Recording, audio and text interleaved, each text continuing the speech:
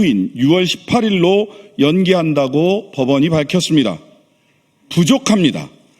대선 기간 중에 지정된 4차례의 재판도 모두 연기해야 합니다.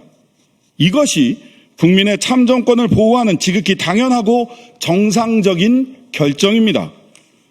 문제는 이번 과정에서 밝혀진 조희대 대법원장과 대법관들 그리고 고등법원 형사 제7부가 보인 행태입니다. 대법원은 무려 6만 쪽이 넘는 기록을 회부한 지 이틀 만에 검토했노라 선언하며 사건 배당에 관한 내규 및 전원합의체의 심리 절차를 통째로 위반하면서 밀어붙였습니다. 대통령 선거를 불과 30여일 앞둔 시점에 대법원이 재판을 통해 적극적으로 대선에 개입한 것입니다. 이러한 결정은 대한민국 국민 모두를 극도의 혼란에 빠뜨렸고 사법부에 대한 신뢰를 무너뜨렸습니다. 대법원장과 대법관을 즉각 탄핵하고 법적 처벌을 해야 한다는 국민의 요구가 폭발하기에 이르렀습니다.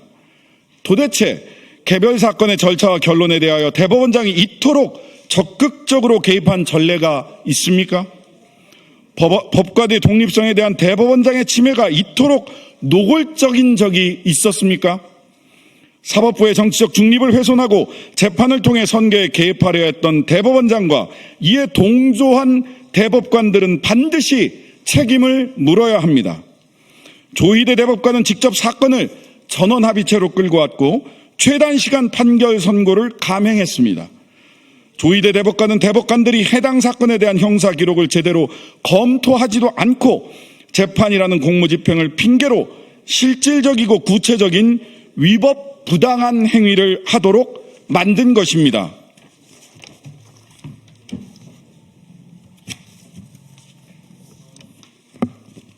조국혁신당은 오늘 조희대 대법원장을 공수처에 고발합니다. 이번 사법내란 사태의 주범 조희대 대법원장을 법대가 아닌 피고인석에 세우겠습니다.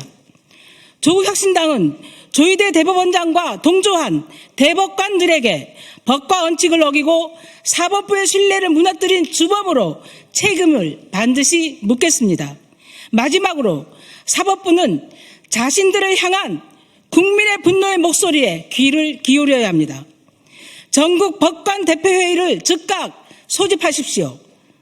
대법원장의 개인적 정치적 일탈이 사법부 전체의 정치적 중립성에 대한 국민적 불신을 초래하고 구성원 전체의 지위를 위협하게 된 현 상황을 타개하는 마지막 방법입니다.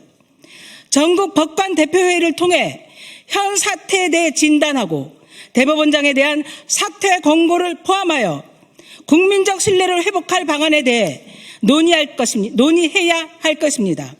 그것이 사법 역사상 가장 치욕적 판결에 대한 오명을 지우는 것입니다.